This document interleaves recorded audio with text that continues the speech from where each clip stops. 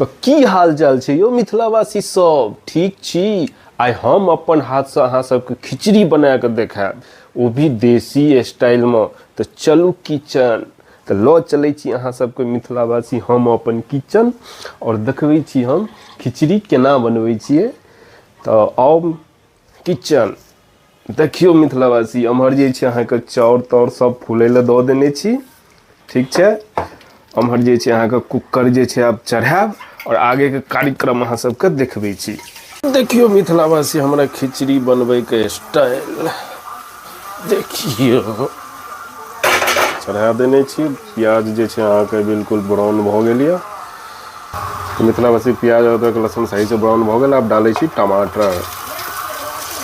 Mithila style में मिथिलावासी खिचड़ी बनाएब। अब देखियो हरा हरा सब्जी जे छै आलू गोभी मटर अब डालब। ओहिमे मिथिलावासी मूड़ी भी डाल लिया। तो डालै छी मिथिलावासी सब्जी। देखो सब्जी डालै छी, तो सब्जी डाल देलहुँ सब।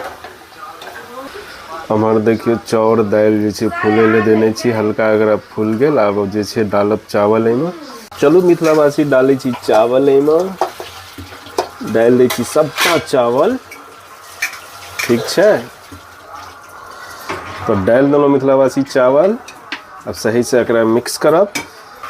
तो मिक्स कर देलहुँ मिथिलावासी सही से। देखियो खिचड़ी के अब एहिमे जे छै थोड़ा सा लगा दै छियै, तकर बाद देब पानि, ओकर बाद लगायब सीटी।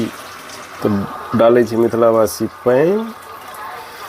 तो मिथिलावासी पानि दऽ कऽ देलहुँ सही। अब लगायब एहिमे ढक्कन आ लगायब 3 से 4 सीटी एकरा।